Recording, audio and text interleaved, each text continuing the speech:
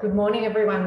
My name is Ishtar and I convene the Australian Digital Inclusion Alliance. Thanks so much for taking the time to be with us today.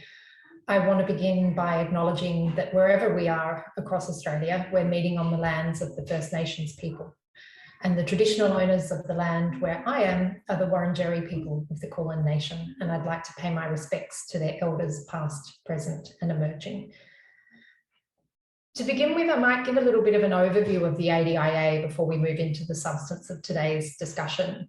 So the Australian Digital Inclusion Alliance is a shared initiative with over 500 business, government, academic and community organisations working together to accelerate action on digital inclusion. The ADIA is supported by InfoXchange and backed by Google and Telstra, and Australia Post was also a founding partner. The overarching vision is to reduce the digital divide and enable greater social and economic participation for everybody in Australia, something that's only become a more apparent need as we've lived through the pandemic over the past 18 months and ongoing. There are over 2.5 million people currently offline in Australia. It does cut along particular lines, those in lower socioeconomic quintiles, older Australians, Indigenous Australians, those in regional and remote areas tend to be more digitally excluded. In October of last year, we released a position paper, a National Digital Inclusion Roadmap, that outlines what our members believe needs to be done to increase digital inclusion right across Australia. And that paper recommends developing a whole of government strategy so that businesses, non-profits and government can work in collaboration towards the same goal. Secondly, that a digital capabilities framework is created to provide a common understanding and goal for what it means to be a digitally capable individual. Third, that we enshrine a low-cost broadband option for vulnerable Australians, one that still delivers quality speeds. And fourth, that we move towards all federal, state and local government websites being compliant with the latest accessibility guidelines. That position paper is available on the ADIA website at digitalinclusion.org.au, and we encourage you to take a look if you haven't already. And then at the ADIA, we look at different topics as well within digital inclusion at events like this one.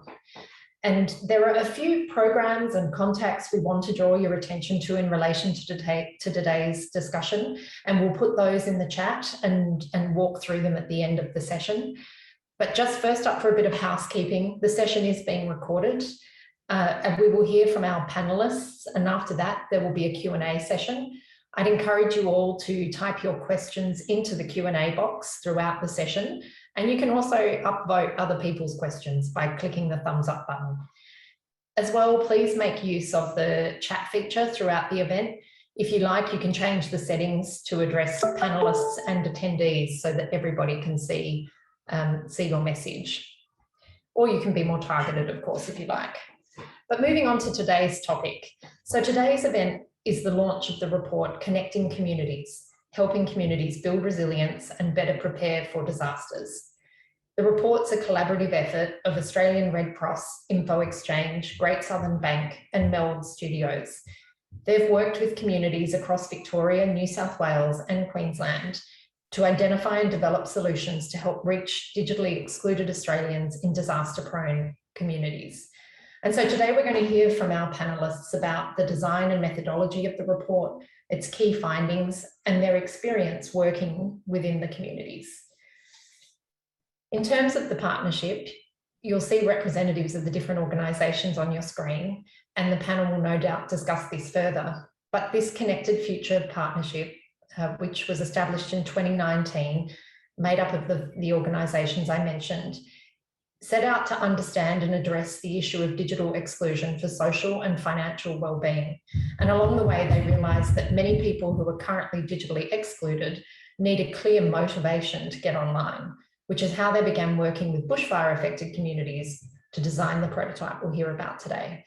And I'm now going to ask our panellists to introduce themselves and the organisation that they're with. I might throw to Anna first. Thank you, Ishtar. My name is Anna Morgan and I am the Social Innovation Lead at InfoXchange. So my role on this project has been to coordinate all project activities. And this has also included undertaking the human-centered design aspect of the work with the team from MELD and Carolyn from Red Cross. I've been really lucky to get the chance to go out in the field when COVID permitted, to facilitate research workshops and the pilot workshop in Maryborough. So my background is social work, community development and engagement, and human-centered design. And prior to working at Infoxchange, I worked in the neighbourhood house sector, delivering and designing digital inclusion programs. Thanks. Catherine. Hi, I'm Catherine Hopper. I lead the work at Great Southern Bank across the environmental, social and governance space, which all together make up a sustainability portfolio. I worked on this project from the start right to the end, which is a privilege because so often you don't get that opportunity. And I'll talk a bit more a little bit later about how Great Southern Bank got involved and how we work together. Let's go to Carolyn. Hello there. My name's Carolyn Ratnick and I'm representing the Australian Red Cross in this project. My role with the Red Cross in Victoria is in a community action role, and I look after or support around 800 members in the west of the state, supporting them so that they can take action locally with the most vulnerable community members in their community. So my role in this project was to support Anna and Meld in connecting the communities and their voice into the design process. And Karina. I am Karina from Meld Studios. I'm a principal and director at the organisation. We're a strategic and service design firm, so working in a human-centred way and looking at systems and how they connect together. This is an incredible project because it's all about, our process is all about involving people. So we connected with some amazing people across Australia to really understand what their needs are in this space, and we led that design process with the collective. Great, thank you everyone. Let's kick off. Anna, did you, from Infoxchange, did you want to give us an overview of the project? Yes, thank you, Ishtar, for the introduction. And we'd like to thank the Australian Digital Inclusion Alliance for creating this opportunity for us to share our project for the first time with an audience. So we're really excited to share this work with you. It's been 8 to 9 months in the making, in a particularly challenging year to undertake this type of research, which has involved a lot of engagement with the community. So the project brings together two really complex and important topics, those of disaster preparedness and digital inclusion. And we know we have a lot of subject matter experts in these two areas today. So we're really looking forward to receiving some really great questions at the end of the presentation, and hope we can keep the conversation going well after this event. So as you all know, recent catastrophic climate events have really heavily underscored the fact that people and communities who aren't digitally connected face significantly increased challenges and risks in preparing for and responding to disasters. And in this era of COVID, we've seen communities stay connected and support each other through such creative uses of technology. But sadly, many people have not been able to tap into these amazing opportunities due to barriers in accessing and utilising technology. So in this context, we embarked on a shared valued partnership with the Australian Red Cross and Great Southern Bank to investigate how improving digital inclusion might support better disaster preparedness and community resilience. And Catherine from Great Southern Bank is going to go into that partnership aspect a little bit more as we progress. So I guess to give you a bit of a sense of who we've spoken to, over the past 8 to 9 months, we've reached out to 134 Australians from a range of diverse backgrounds across 4 states to shape this and inform this project. We've met in this process, we've also met with dozens of subject matter experts in the area of adult community education, community development, disaster mitigation and recovery. And so to give you a bit of an overview of our of this project, you can see that there's 3 different phases in front of you on the screen. And these represent key moments in our research journey. And I'm going to touch upon some of the insights and findings that we gathered in these 3 stages. They represent major iterations and significant leaps in our thinking within this project. So in this first image, you can see a group of people involved in a research, in a feedback session with MELD out in the community in Anglesea. So in this first phase of our research, the team at MELD reached out to the community across Australia to engage in conversations on the topics of disaster preparedness and digital technology. Through these conversations, we learned about people's habits, their ideas, their attitudes in relation to these 2 topics. We then worked with the community to develop solutions or a response that they felt would help people in their community to improve their awareness around these 2 topics.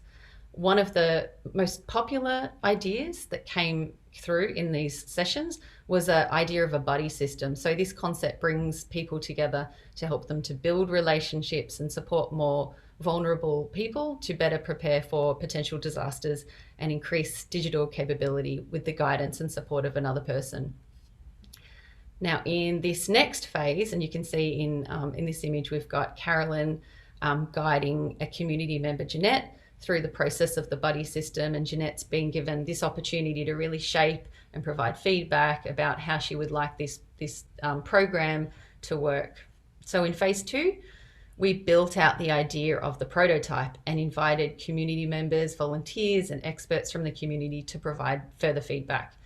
At this stage, we identified that yes, people certainly had a desire to stay safe during, before, and after disasters. And they definitely had an interest in better understanding the opportunities offered through technology. But what we really observed was that these issues didn't necessarily correlate in their daily lives. So they didn't necessarily see them as being connected, naturally connected, and they weren't motivated to tackle them in a combined way. So what we did start to hear was that topics of health, well-being, and community connection were critically important to the people we were speaking to, and also in informing one's overall resilience. So we broadened our program topics and developed a framework that was aligned with a bigger picture perspective that takes into account the whole person, their needs, their aspirations, and this goes well beyond digital inclusion and disaster preparedness. What we found was that once we integrated these topics into our prototype, we saw that the program was much more engaging for people in their and relevant to their daily lives. And consequently, we also observed that by including these topics, the people we spoke to were much more open to exploring topics of disaster preparedness. So while at this stage we'd identified an effective framework for focusing discussion and fostering engagement, we still faced some challenges with the one-on-one aspect of the model. So community members liked particular aspects of the model, such as the focus on the personalised support and some of the learning tools that we developed. But on the other hand, volunteers and the community sector subject matter experts we spoke to, stakeholders that we knew would ultimately be supporting and delivering this program, voiced concerns around the complexity of managing and resourcing the one-on-one approach based on their past experience. So while this feedback was rolling in, we observed that people were enjoying our research and feedback workshops. They were really excited to get the chance to engage in conversation with others in their community. They were enjoying sharing their expertise and their opinions and hearing how others felt about issues within their community. So at the end of these sessions, what we were noticing is that conversation often continued to flow between workshop participants. Phone numbers were exchanged and mutual support was really free-flowing. In fact, we could see that people were often more interested in participating in follow-up research sessions than they were necessarily in signing up to a future version of our buddy program. So that brings us to our final phase and iteration. And in this last image, you can see a workshop our pilot workshop that we ran in Maryborough. And this group of people are having a conversation around, what really matters to them and exchanging their interests and ideas of, the sorts of things that they would like to pursue, the types of aspirations that they have. And on the left, you can see our our framework, where digital skills is sort of overarching and sitting above, sitting amongst the three other topics, but that there's avenues for conversation around some pretty broad areas. So where we've ended up with this model is a group workshop that shares some similarities with our research model. It brings people together to connect, to share skills, experience, and to develop new knowledge around the topics that are most important to them. So ideally we see this in person as an in-person activity, but we do see options for an online environment too. And in this final iteration, we've combined our framework with a model of engagement that draws upon ideas from asset-based community development.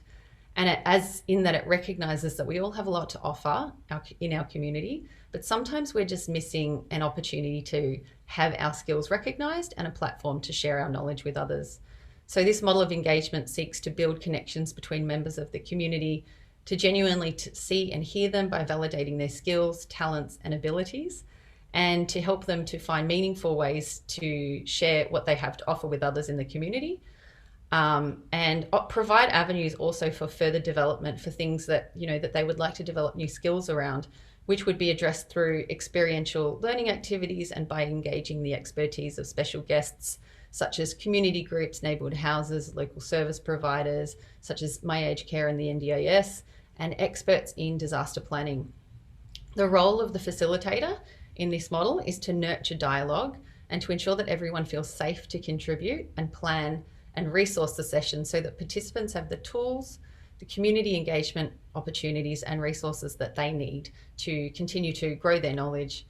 We see the role of connecting people and helping them to put a face to a name of a local organisation or group as also being an important part of creating a more connected and resilient community. So I hope that this has been a helpful overview, Ishtar. It's something that I could probably talk about for hours and hours, but I'll hand it back to you. Thank you, Anna. That's super interesting. Particularly that decision for a design-led approach. It's something that I think we'd all like to explore a bit more. Karina, can you walk us through what the design process looked like and what steps you took? Sure, Ishkar. So human-centred design is a process of involving the people who are going to be impacted by the thing that you're designing in the process itself.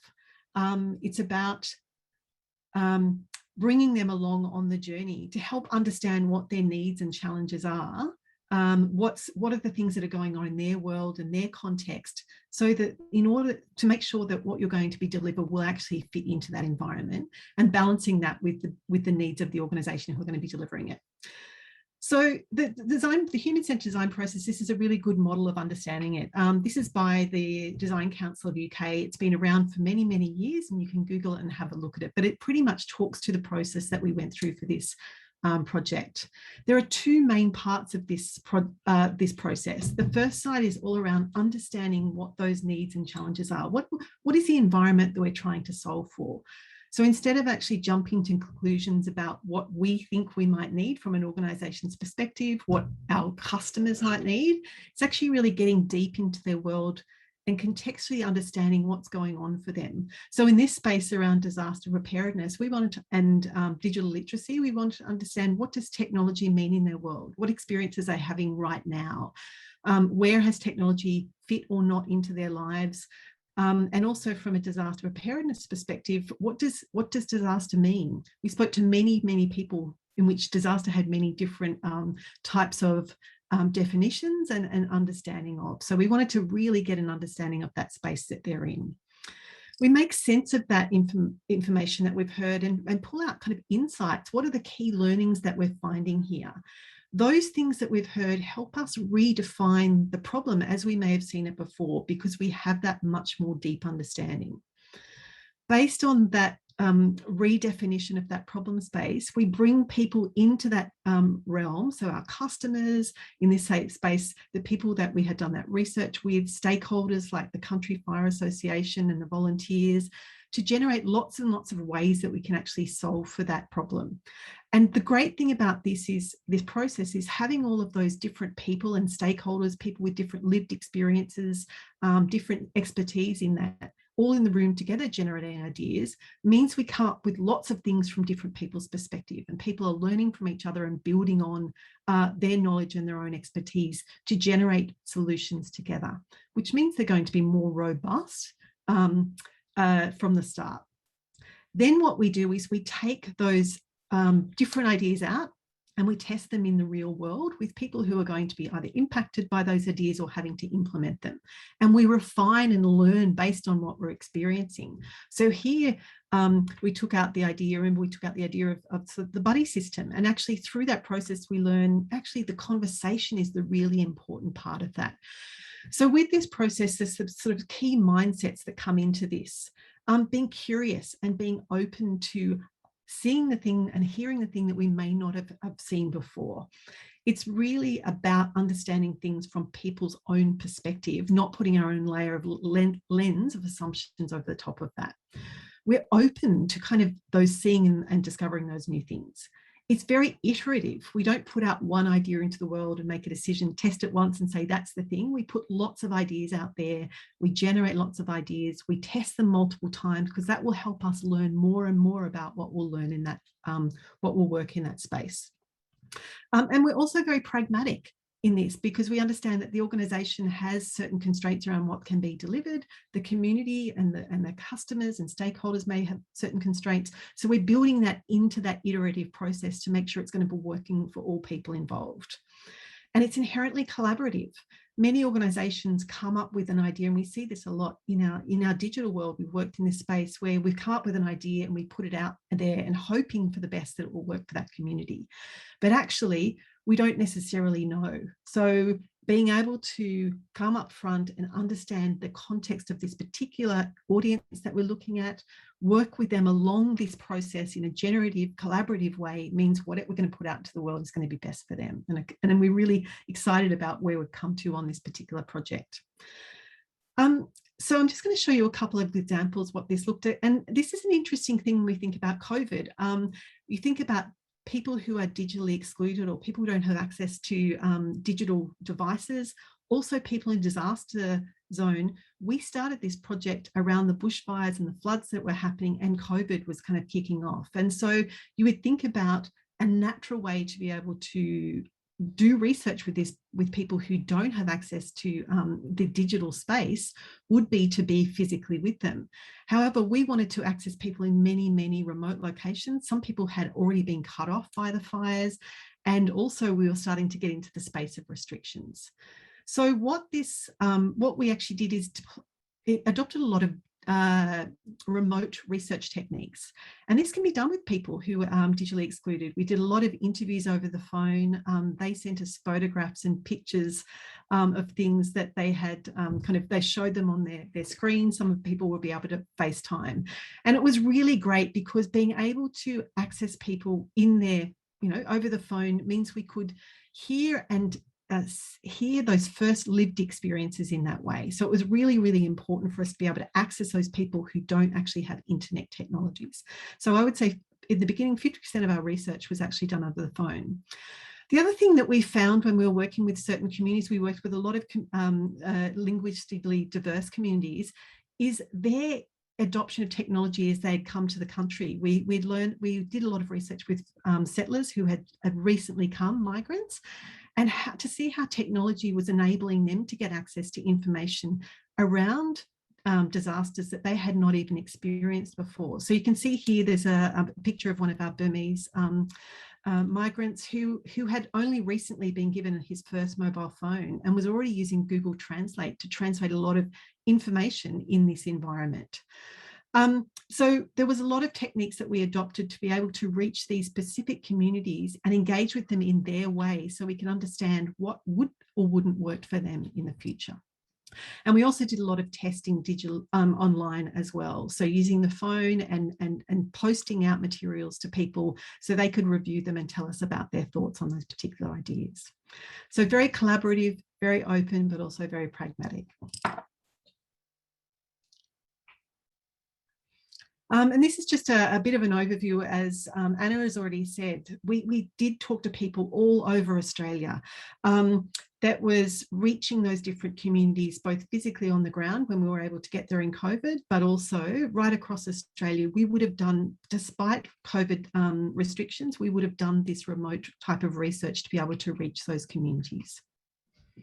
Thanks. Ishtar?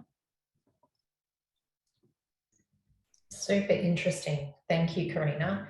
The work with the communities on the ground is such a significant element of this work. Carolyn, I know the Red Cross does a huge amount in this space. It'd be really interesting to hear from you about the on-the-ground experience, how you spoke to and how you reached them. Thanks, Ishtar. I'll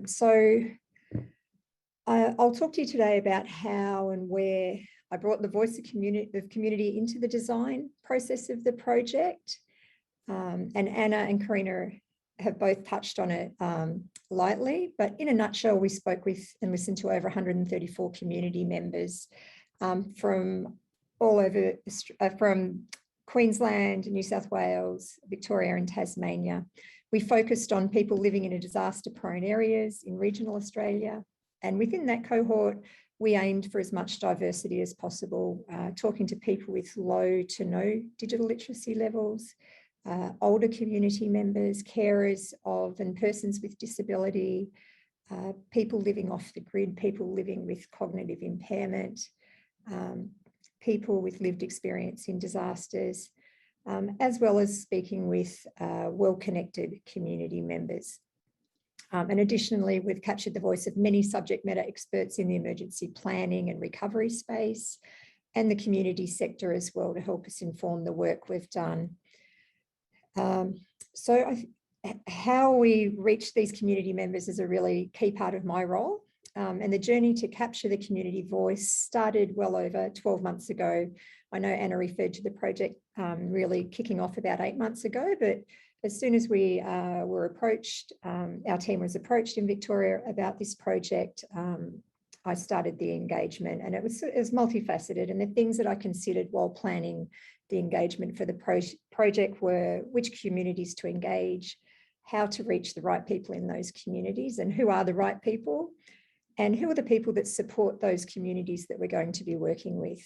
So initially, internally in Red Cross, through discussions, we identified which communities we would work with in this project. And we came upon 2 communities to centre a large part of the work on, one being Townsville in far north Queensland, and the second being the Anglesea and Otways region in the southwest of Victoria. And we chose these communities for several reasons.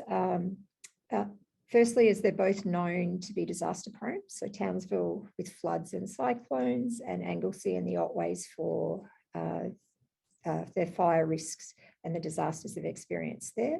Secondly, both areas we chose have Red Cross community people on the ground who would enable us to reach the right community members to talk to. And then thirdly, at what was the early stage of the pandemic, we thought it may give us greater opportunities to engage face-to-face if we had 2 options to work with. So although we did flag these 2 areas, it's also noted, and Karina mentioned, that we did do consultations across many other areas of New South Wales, Victoria, Queensland, and even into Tassie over the phone as well. Spoke to community members in areas of known emergencies and disasters. So to start gathering information, I initially engaged a group of Red Cross staff members who are subject matter experts in emergency management. There were some online workshops and over the phone consultations to gather information from them. And from there, to understand the context further, we brought in Red Cross emergency service volunteers to hear their stories based on their experiences in the field as well as personally. I then invited in subject matter experts from local government, leaders in some of the communities, along with Red Cross members who had lived experience in disasters. So this phase I'm talking about now, this initial engagement was all done online and over the phone due to the restrictions in Victoria last year. So with this information as the base, along with the desktop research, MELD identified core areas to explore with the community members in Townsville with our culturally and linguistically diverse community there. And we were able to undertake 2 separate face-to-face idea generation workshops there with our community members, and to present the ideas, listen to their stories and gather their feedback. So while these initial pieces of research were being done, I also reached out to the local councils in the Colac, Anglesea, Surf Coast Shires, and connected in with their emergency management team. And they provided really amazing support and local knowledge to guide me through their local networks of key stakeholders in the emergency management space across those 2 shires. And I then reached out to our Red Cross people on the ground in those areas of Anglesea and Aireys Inlet and Deans Marsh to share the project with them and ask them who should we be talking to down here and who should we be listening to. These people are our members and volunteers, and they're really the heartbeat of Red Cross, and they are the experts in their own communities. So immediately, of course, I had a list of key community groups, key community leaders, offers of support to knock on those doors, and our wonderful members and emergency service volunteers who live local to these areas really played an important community connector role, building confidence in the project, in their communities, but also supporting me to make sure we were talking to the right people and making introductions when needed. So I called many of these people on the list. I guess traditionally I would have done face-to-face meetings or briefing sessions. However, this was all done over the phone. And I briefed all of these people on what we were aiming to achieve, listened to their concerns and thoughts, circulated the brief, and soon had a lot of interest from the community in the Anglesea Aireys Surf Coast area wanting to be involved. So at this point, I sort of felt we had permission to start reaching deeper into the community further then. I'd been around for 4 or 5 months consistently talking to people, and people were keen to start linking me into their sections of community that I probably wouldn't have been able to get into if I just came straight into, Anglesea, knocking on doors. The community, they were eager, they were honest, and they were keen to continue re-engaging throughout the process to understand what the next steps were. So after this, this engagement, we conducted 2 workshops early on in Deans Marsh and Anglesea, and then subsequent workshops following on from the idea generation. We then developed the prototype, and I reintroduced this style of engagement again with the Geelong and Maryborough communities as we started to move into the testing stages in Anglesea and Geelong and Maryborough as well. So across the course of the past 12 months, we've listened to many parts of the community. We've talked to community groups like Probus, men's sheds, church groups, sporting groups, newly arrived migrant groups, Meals on Wheels group volunteers. We've talked to local governments, engagement and emergency planning teams, neighbourhood houses, libraries, TAFEs. We've engaged the local emergency sector, Emergency Management Victoria, the CFA, State Emergency Service, Department of Environment. And I think one of the key challenges of the project has been finding the vulnerable community members to have their voice represented in the design. These community members are often invisible, but I feel that this asset-based community development has really opened doors into a vast range of community members through our Red Cross networks on the ground. So going to the people who know the people that we need to talk to. And just finally, I just want to touch on COVID. How can we not? COVID threw us many curves over the past year from the very beginning. However, we remained agile throughout, always had the safety of the communities we were working with at the front of mind. And despite the many lockdowns across the year, we've managed to have face-to-face engagement in Townsville, Wagga Wagga, several occasions in Anglesea, Deans Marsh, Geelong and Maryborough, with all other locations consulted over the phone or Zooms. Just a little example of, the complexity that was thrown at us. Earlier this year, we had decided to re-engage the Wagga Wagga community, our migrant community there, as Victoria was looking like going into lockdown. No sooner had we finished organising this than New South Wales was thrown into lockdown. So Wagga was off the cards. Victoria came out of a short lockdown, so then we pivoted to our Dandenong migrant community in Victoria. So as we know, Victoria then went into lockdown, so that got cancelled. In the meantime, we're rescheduling sessions in Maryborough because they're in regional and they weren't in lockdown. So really throughout the course of the project, it did add another level of complexity. However, I know we've really achieved really good engagement throughout by keeping flexible, modifying the type of engagement as needed, and importantly, keeping the communities informed. And I think the prototype of connecting communities that we've landed on at this point is a true reflection of what community has told us through the journey of listening and design. And in fact, the curveball of COVID has actually highlighted even more the need for communities to be resilient through being digitally connected. So I'll leave it there, Ishtar.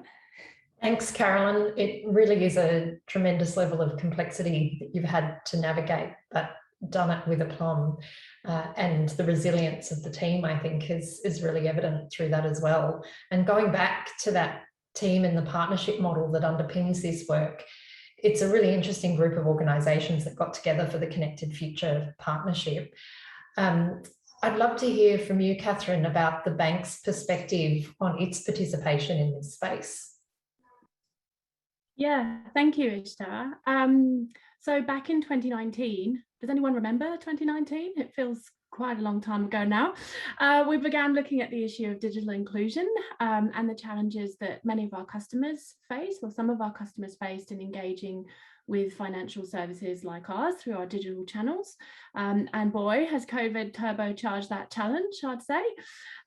So we were looking for partners who shared that interest, and that's how Australian Red Cross, Infoxchange and Great Southern Bank came together to form the Connected Future Partnership. So we identified that we had a shared interest in addressing digital inclusion for Great Southern Bank customers, for Red Cross clients, so that they could grow their social and financial well-being. And we also wanted to leverage the expertise that Infoxchange brings to the table about how we actually achieve that. And because of that shared interest, we set up the relationship as a shared value partnership, and we integrated partnership brokering methodology into the design. And it's really important to talk a little bit about that partnership brokering methodology, because whilst we were all united in wanting to address digital inclusion and exclusion, we're three quite different organisations. So the partnership brokering methodology, and that methodology might be familiar to some already on this call, it provided a structure for us to understand each other's organisations and to build alignment where we needed to, using the 5 partnership brokering principles of mutual benefit, embracing uncertainty, and suddenly there were a lot of opportunities to do that, courage, diversity and equity. So we integrated these principles and this methodology into the agreement. We had a collaboration agreement which outlined how we would work together alongside a more formal contracting document. And we also benefited enormously from the expertise of an accredited partnership broker. For us, it was Victoria Tom, who facilitated this process, both while we were designing the partnership and then throughout the partnership health checks. It's been a really interesting and valuable way to work. There's been an awful lot of learning, I think, for all of us along the way. And it's very different from a grantor-grantee model. We found ourselves slipping into that now and again, but because we had the partnership brokering methodology as a foundation, we were able to work through that and back into a partnership brokering space. So that's just a brief overview of the role of Great Southern Bank and how we came to the partnership brokering methodology. And I'm happy to talk more about that later offline. Thanks very much, Ishtar. Thank you, and thanks to everyone who's shared their experience with this project. It'd be great to talk a little bit about next steps. Where to from here? I can take that question, Ishtar. So we're in a really great place with a very comprehensive model and some really fantastic insights. And we still have some work ahead of us as we progress. And you can read more about our next steps in the report. So this research was never intended to benefit only us, and we hope it is a starting point for further collaboration to build community resilience with a focus on digital inclusion and disaster preparedness. We are now actively seeking funding to help scale the impact of this work and community partners to collaborate with us on this opportunity. So to learn more about this work and to get involved, if you see a way that this work might complement a project or research that you're working on, or vice versa, please get in touch with us. We'd love to hear from you, and my email address will be made available in the chat. So thank you, Ishtar. Great, thank you. We do want to get into questions, so we'd encourage everybody listening in to type their questions into that Q&A box so that we can put them to the panel. But before we do that, I find it really interesting that this project started out with a pretty clear focus on digital inclusion, and the journey that you went on through the design process took you to a much broader scope of looking at community resilience more holistically. Would you mind each just spending 30 seconds on the thing you found most interesting or a key takeaway from the project from your perspective? I'm happy to kick off that one, Ishtar.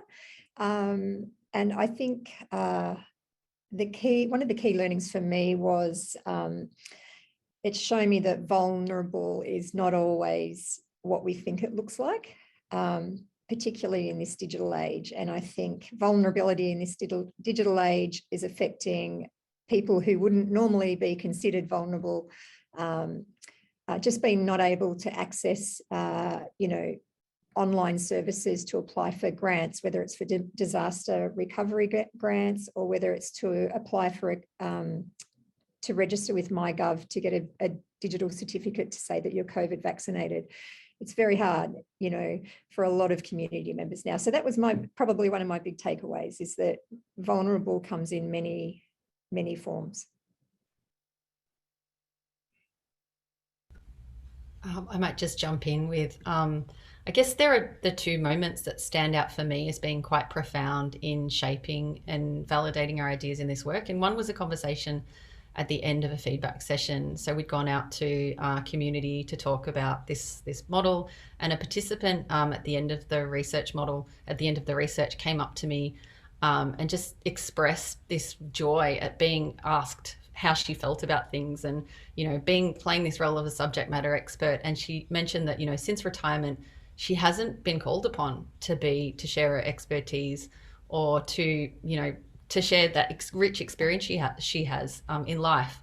And so reflecting upon this, I thought about how many people are out there feeling exactly the same way, with rich experience and just don't have that opportunity to play that role. And then there's a second moment that happened at the end of our pilot workshop in Maryborough. A couple of participants came up and they said, "Oh, we love this. This was fantastic. We'd love more of this. Are you going to come back?" And then they asked me, "What do you call this? This is, how do I describe this to others?" And I felt that, this was a really interesting comment.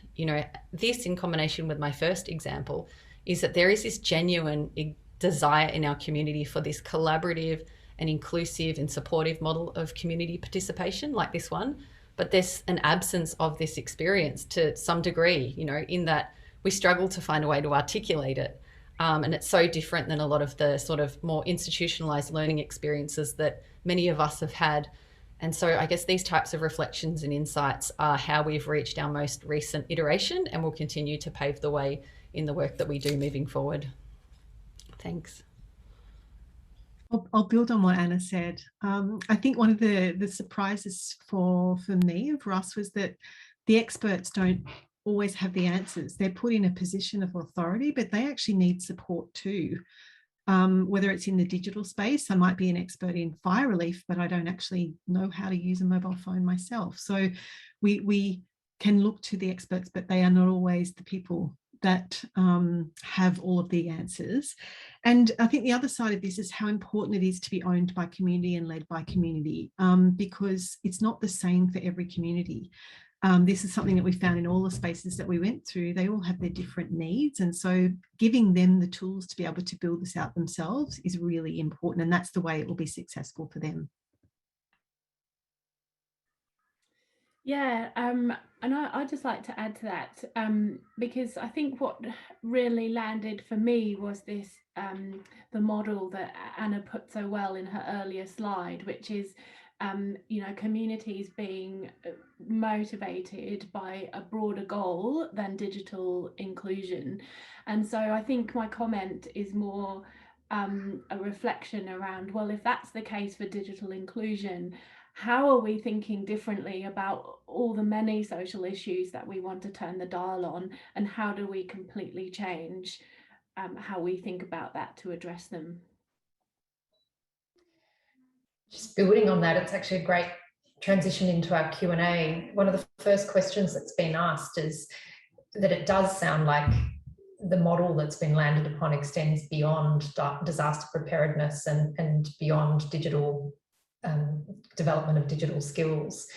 The question is whether you'd look at rebranding the findings, I guess with the view to the fact that there's a lot here that other organisations can learn from who are working in this space. Do you think a rebrand of the work would actually, you know, what are the thoughts on that? Would it help extend the findings to a wider audience? I can answer this question, Ishtar. I think what we've really identified, you know, through identifying a driver, you know, identifying what drives people to want to participate, to get involved, has been really important. So we can see that, you know, the project findings can certainly inform a lot of work that's being undertaken in the community, and those topics, the topics within our framework certainly could incorporate a lot more. So we certainly see that there's ways in which this could roll on into other projects. Certainly, whether we rebrand it, I guess that's a topic that we'll discover as we progress with our work. So the next stage is to actually go out and continue to do co-design with communities and work out whether or not these notions, this idea, this framing is appropriate for the community, and there may be other ways that we repackage it so it makes more sense to communities. Next question that's been asked, can you elaborate on the types of digital skills people gained from their participation in the program and how that then supported their disaster preparedness? So I guess taking it all the way back full circle, you've started there, gone through the journey of engaging people through wider community resilience and community conversations. Did it connect then back into supporting people to develop those digital skills and to be more prepared for the next disaster?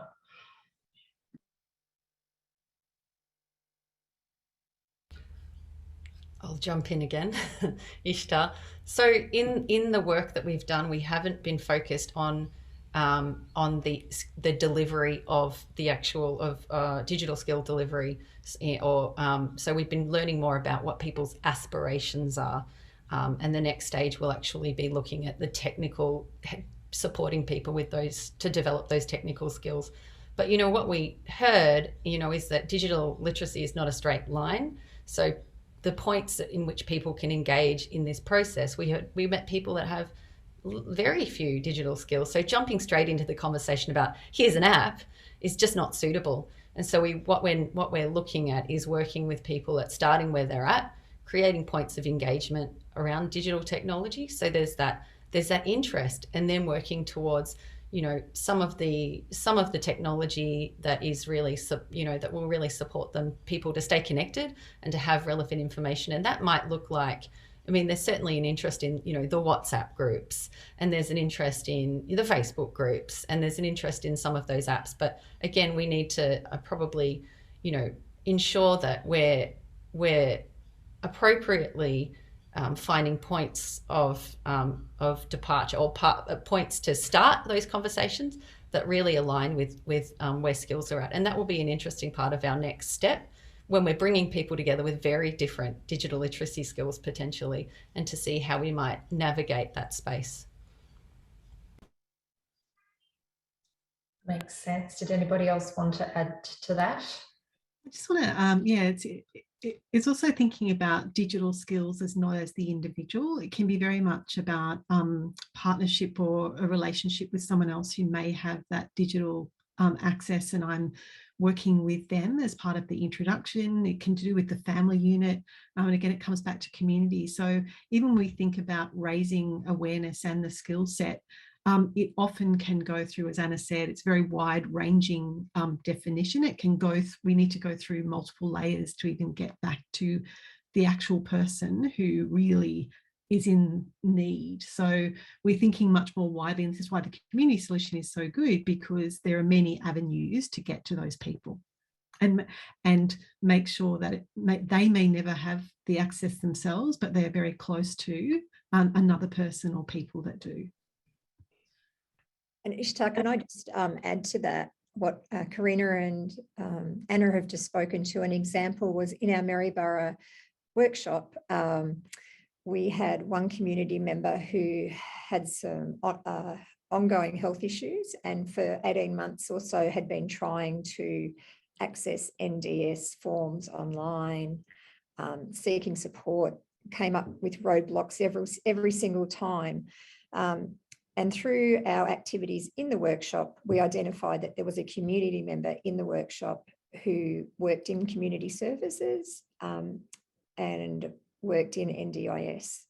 So a beautiful moment in that Maryborough workshop was these two people came together, and as a takeaway from that session, they were going to, the community service worker was going to work with this community member, helping her after struggling for 18 months to fill in those forms for support. Yeah. So, and that resonated a couple of times in a couple of different ways at that Maryborough workshop. So there's community resilience right there. And whether or not that community member, she will get some support through NDIS and having the forms done for her, but she'll also be more capable next time round. You know, she'll have a point in her community to go to for support. So yeah, it was a great moment. We just sort of almost did a great big, you know, shared hug when we saw that happen. It was just wonderful, all coming together. A somewhat related question is what level of participation you saw in your work by local tech help experts, as it were. So people who were already acting within communities as digital mentors, whether that was from the local library or neighbourhood house, were people like that participating in these workshops? And do you know if the communities you were operating in have people in these types of roles? So the people that we reached out to were not those people. However, to be involved in the design process. However, we did speak with the community sector, the neighbourhood houses and libraries, and Anna can talk to this more if you'd like, Anna, who have those resources available within their organisations to get feedback from their perspective. Yeah. Yeah, just to reiterate what Carolyn said. So I guess the feedback process and our conversations with community sector organisations was really took on board a lot in terms of what we heard from libraries and the neighbourhood house sector in relation to, you know, what they find really challenging in terms of engaging people around the topics of digital inclusion in particular. And so that has been certainly integrated into our work. Those organisations were not directly included in our workshops, but we can certainly see absolutely opportunities to involve, you know, whether it is libraries and neighbourhood houses in many ways in this work moving forward, and whether that is, you know, by direct involvement as being a presenter, for example, in one of the sessions, or through referral. We see this as sort of referring in, referring out model where we can be those weavers in community, helping people find what they need, and bringing also the broader sector into these experiences as well. Just reflecting back on some of the earlier discussion this morning, there was a little bit of talk about the experience of older people and the opportunity to have their expertise heard. There's a question here about what the project taught the group about what discrimination and in particular ageism looks and feels like, and the value, skills and experience of the people you engaged with, that they are able to bring to communities to get prepared and to be more resilient. Yeah, just a little bit more on the learnings around that experience of discrimination that you heard would be interesting for the group. I think there was a definite theme with the older people that we spoke with of almost invisibility after a certain age within their community. So quite often, you know, very active up until their mid-60s on committees, organising. Most things are very accessible. And then it looked like from a lot of the discussions that we had, a lot of the listening, people sort of became or felt less valuable after a certain point. And it generally reflected that plus 65, 70 years of age, and whether they felt that like they'd stopped being invited into the conversations to make big decisions in the community. It was, yeah, quite sad. And because the one thing that this project did teach us is the value of those older voices and the value of that experience. So I definitely saw it. I'm sure Anna and Karina might have something to add. I think, this is again, it's why it's so important to think about communities as being different, because some of the culturally and linguistically diverse communities, this concept of elders, the older people are very, very important in their community, and people were looking to them for guidance, which actually was a challenge for some of these people, because again, they identified that they didn't necessarily have the skills or the answers. So it can very much depend on that community that you're in and how they think about older people. We did have a lovely example where some people in one of the locations, we had Country Fire Service volunteers come together, and actually them recognising that the older people who may not have had some of the technology skills had a lot of knowledge that the younger volunteers hadn't yet tapped into. And there was a beautiful kind of recognition there that they could help each other. So I think we were always seeing this evidence that where we've come to of actually it's about helping those people get together and recognise what they can contribute. I'll just jump in for a second here too. I think the thread that also ties this together is something that Carolyn touched on a bit, which was that vulnerability and people experiencing it comes in lots of different forms, and it's, you know, sometimes temporary, sometimes permanent, and that's something that as a financial organisation we're, you know, really becoming attuned to. And I think that was also a really interesting part, that there were lots of reasons why people might be facing digital exclusion, not just age. Just related to some of this conversation, there's a question around whether the group sees any solutions for engagement, acknowledging that the older generation are socialising in different ways to youth and have perhaps in some instances less experience with digital technology. Were there opportunities that you saw appear through your work to facilitate that engagement in a particular way?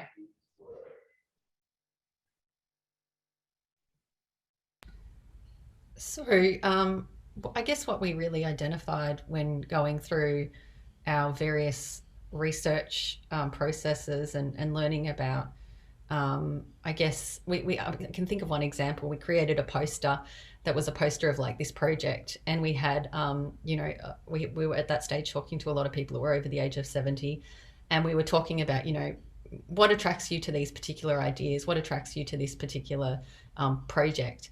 And it was really that, you know, technology comes with a lot of baggage and a lot of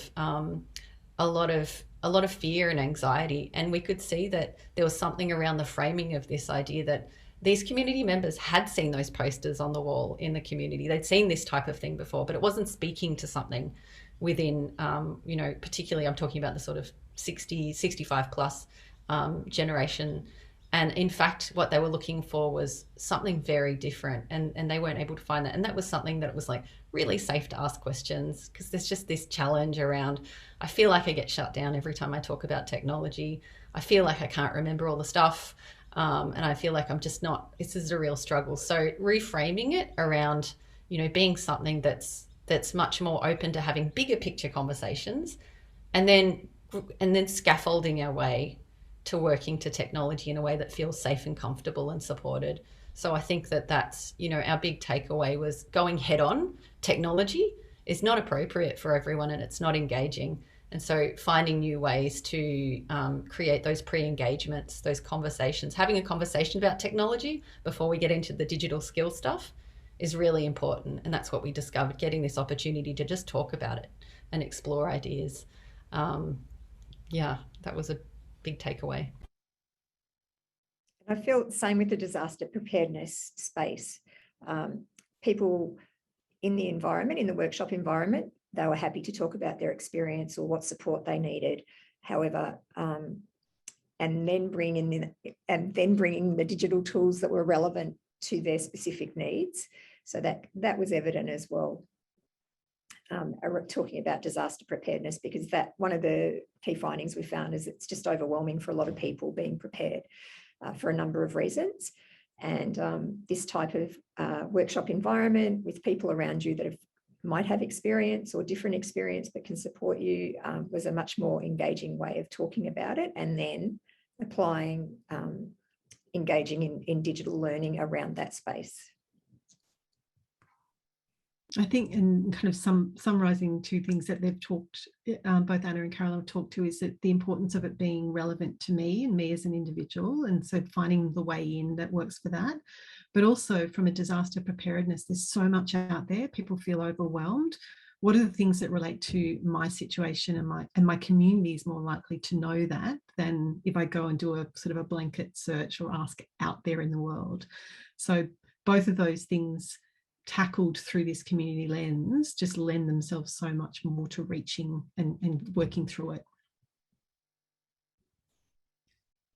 If we can just come back now to some of the community engagement, particularly around the called communities, there's a question about whether specific cultural groups were targeted or who the called communities and individuals were that were engaged, and whether there were any specific learnings gained from working with those communities. I guess the end point of this question is, what are the recommendations for organisations working with called communities that have come out of this group's work? I might just kick off with a couple of the specific communities that we worked with early on. We worked with, as I said, new migrants to the country through the Red Cross, who were fantastic in helping facilitate, get that set up. Burmese community, different African communities as well. And I think one of the important things when you're working with communities is to be prepared to ask them before you start what they need. We are not their experience, we are not their people. And so it wasn't even about asking the people who set up those sessions only, but actually those people going into it, what would make this a safe environment and what do you need to get through it? So because there's a lot of trauma that's coming with some of these communities and a lot of bias and assumptions. So it's a really important thing when you're setting this up. I think the other thing was listening to the different ways of listening to people. There's cultural norms that we need to follow. And so we learnt a lot by sitting back in these sessions and hearing about the way that they come together and form together. And no two communities were the same, because again, they're different cultural backgrounds and coming from different experiences. And I think they're really important to include in the work like this because it is so diverse in terms of where they're coming from. One particular community was all about, we look to our elders. Everything we do is driven by what they're telling us. Another was, we're actually living in a community of 5 different communities, and we need to navigate that first in order to make a decision, because we live together, but we don't have the same way of looking at the world. And so I think that's the thing, is ask the communities and sit back and listen and let them lead you through this is probably a good approach.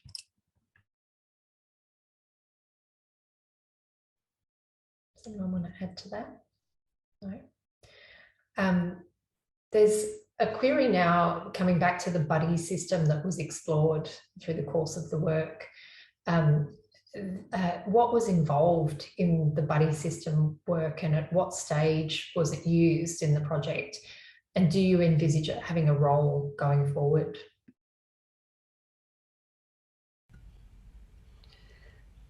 The buddy system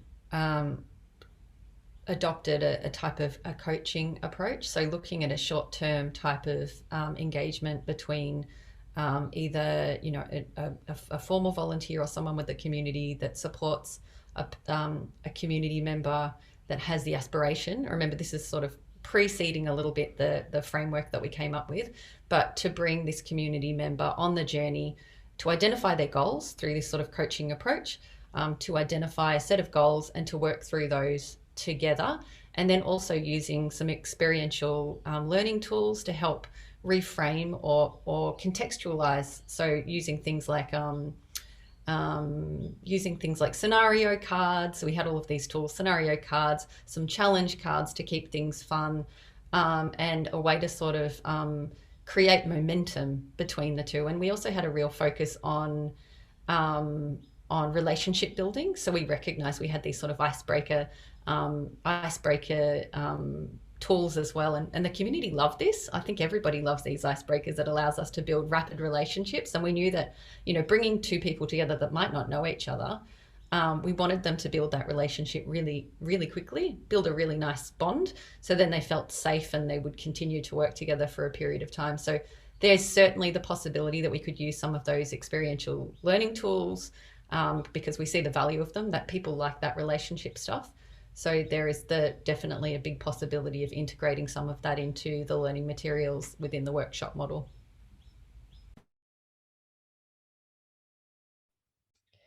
I think we've got time for one or two more questions.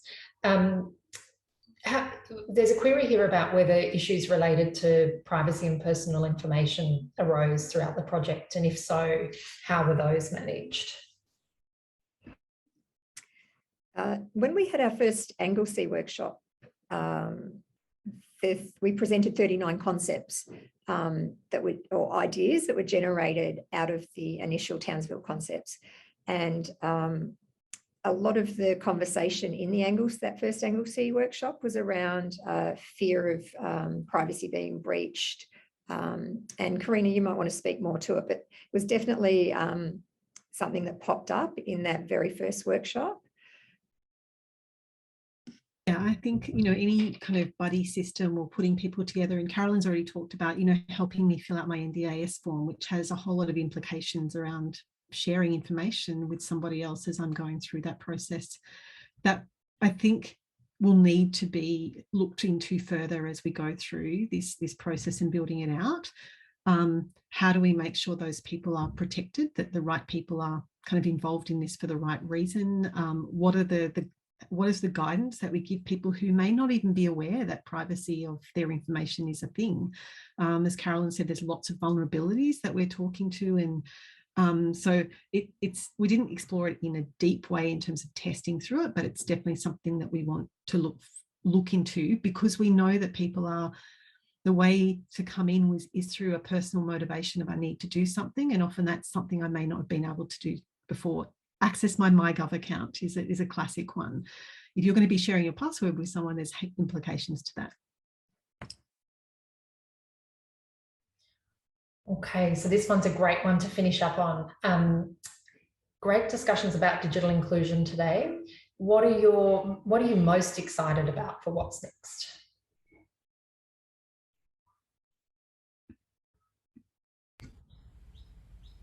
I'm just really excited to go out back into the community. You know, we've been, of course, we're all locked up right now. So to be able to go out and really take a really fully fleshed idea out into the community and start doing more of that work on the detail and learning from the community about where we can take this work next, and really engaging other voices in this work, whether it's neighbourhood houses, libraries, and sharing our knowledge and continue to learn from others in the sector and community members. Yeah, and I think, excuse me, I'm really excited to see how we can bring this alive with InfoXchange, but also in Red Cross as well. and potentially exploring it with our Aboriginal and Torres Strait Islander communities, or definitely going back into our cold communities in Dandenong that, that we couldn't get into, and work with our humanitarian support clients down there. I think it's so transferable across so many different parts of our community, and I'm really excited to test it across different parts of the community. I think it's I'm really excited to see how this goes. I love where it's come from, the evolution of it. It really shows the value of bringing people into the process to give them the tools to design out their own experience, which is totally what's happened here. And I think that at a time where we've all been locked away in COVID, people are crying out to now be back with people. So it's a beautiful time to be having this offering coming into the world. I'm really excited for that, and what that actually might mean for people who've been quite isolated during this period as well. Yeah, I'm the same. And I think where we started and where we've landed is more different in more ways than I could possibly have ever imagined, and I'm sure that's the case for others as well. So I'm very confident that the next phase of it, and I look forward to seeing this, will also continue that really innovative approach and change. So I think that, in a year or two we'll be talking about this and we'll have the same reflection that where we landed today, there's no reflection on where the progress is. So that it's an exciting time. I just want to say a big thank you to all of our participants, and of course to the people who are listening in today. There is an open invitation to people who are interested to delve deeper into this work and to partner in this work and take it out to the community at scale. We've put a range of resources and sites in the chat, as well as Anna Morgan's contact information. And alongside that are some resources from the Australian Red Cross, including on emergency preparedness.